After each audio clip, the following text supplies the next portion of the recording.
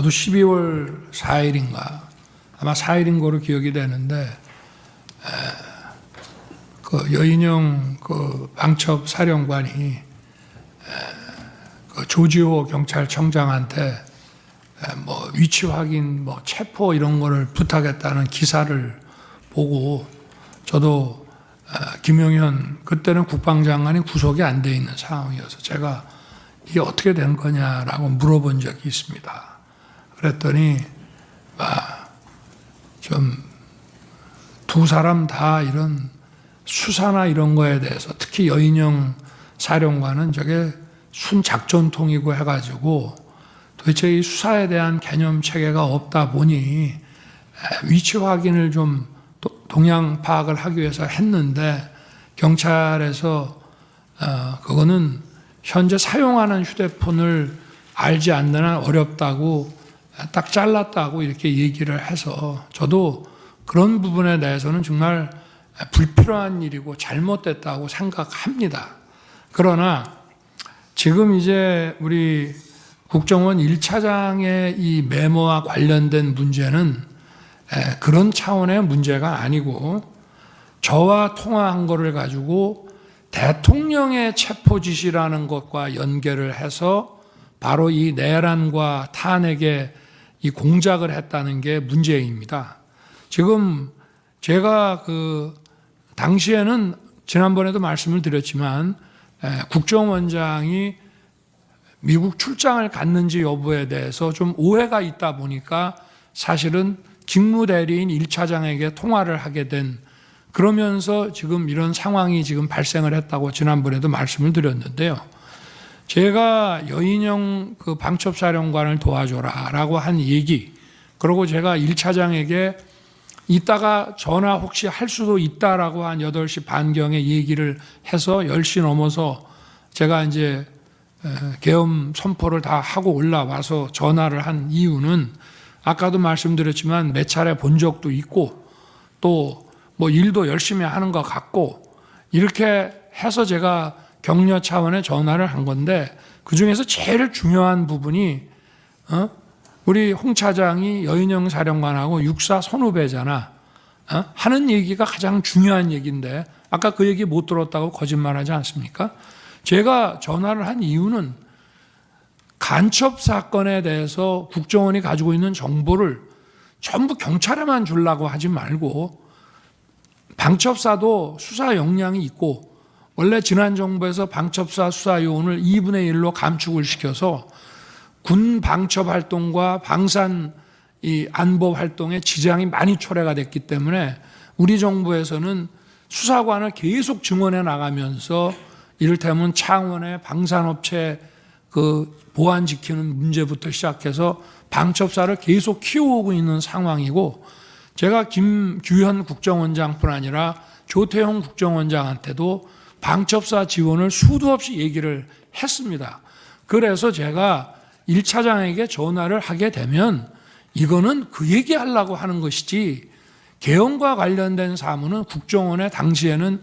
뭐 요청할 일도 없고 또 만약에 여러 가지 계엄과 관련된 정보사항을 좀 파악을 해야 되겠다 하면 대통령이 국정원장한테 전화를 하지 차장한테 전화한다는 거는 이거는 공직사회에서 있을 수 없는 일입니다. 그리고 지난번 그 국정원장 그 어디 경찰 조사 때도 뭐 대통령께서 국정원 직제를 잘 모르시는 것 같습니다라고 조서를 수사관이 받은 모양인데 그거 전부 엉터리입니다. 우리나라에서 국정원 직원 빼고 저만큼 국정원에 대해서 잘 아는 사람이 없습니다. 저는 국정원 수사를 물경 3년을 했고요. 그리고 국정원, 방첩사, 경찰의 이 대공 역량을 보강하기 위해서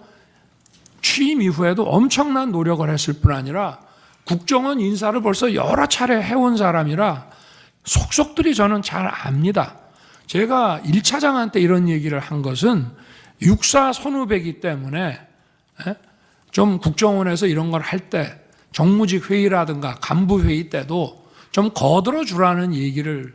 이제 한 것인데 이거를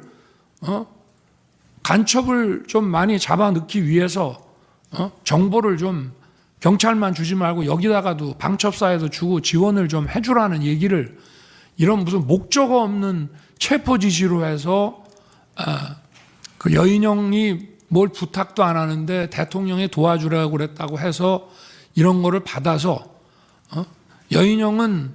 경찰에다가 물어보니 경찰이 어렵다고 하니 국정원은 뭐 미행이라도 하고 뭘 하니 그거 뭐 위치 확인하는데 좀 도움이 될까 해서 헌 얘기를 이렇게 엮어가지고 대통령의 체포 지시로 이거를 만들어냈다는 게 이 핵심입니다, 이게. 그래서 이 메모를 아까도 왜? 자, 지금 12월 3일 날 밤에 저 국정원은 뭐 신출귀몰 안 되고 저 영장 없이도 이렇게 수사권이 없어도 뭐 좀 미행이라든지 뭐 정보 활동을 통해서 사람 어디 있는지를 알아낼 수 있지 않는가라는 뭘 잘 모르는 사람의 이런 부탁을 받아서 에이 미친놈 말도 안 되는 소리 하네라고 했다고 하면서 그거를 또 한 번 계속해서 이 메모를 만들어 가지고 있다가 자기가 12월 5일 사표 내고 6일 날 해임이 되니까 이걸 가지고 대통령의 이 체포 지시다라고 이거를 엮어낸 것이 바로 이 메모의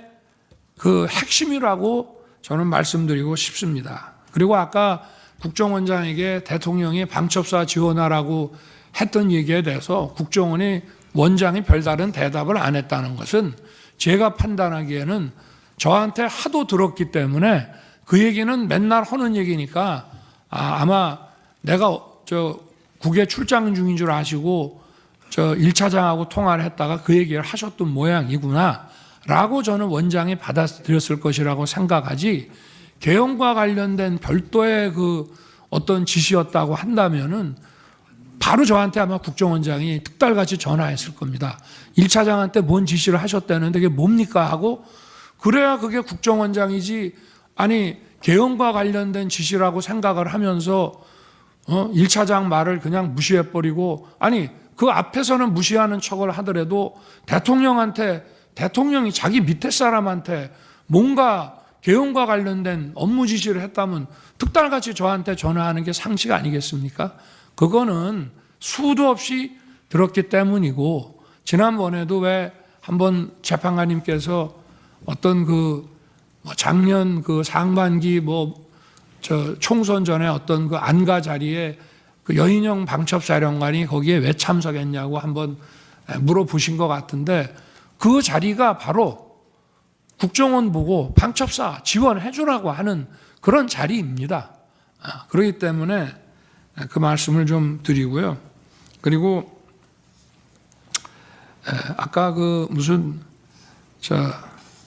제 무슨 처와 국정원장 간에 휴대폰 문자 주고받았다는 부분에 대해서는 그건 저도 알 수 없는 것이지만 저와 제 처는 지난 11월 7일 대국민 담화와 기자회견한 이후에 소통 방식을 개선하고 휴대폰을 바꾸겠다고 이미 국민들에게 다 말씀을 드려서 제가 아마 11월 중순에서 남미 G20하고 APEC 출장 가기 직전 아니면 그 직후에 휴대폰을 바꿨습니다. 그래서 비화폰을 저 같은 경우에는 국정원장하고 썼고요. 아마 제 아내는 국정원장이 안보실장이던 시절에는 전화번호를 가지고 있었을지 모르지만 휴대폰을 이렇게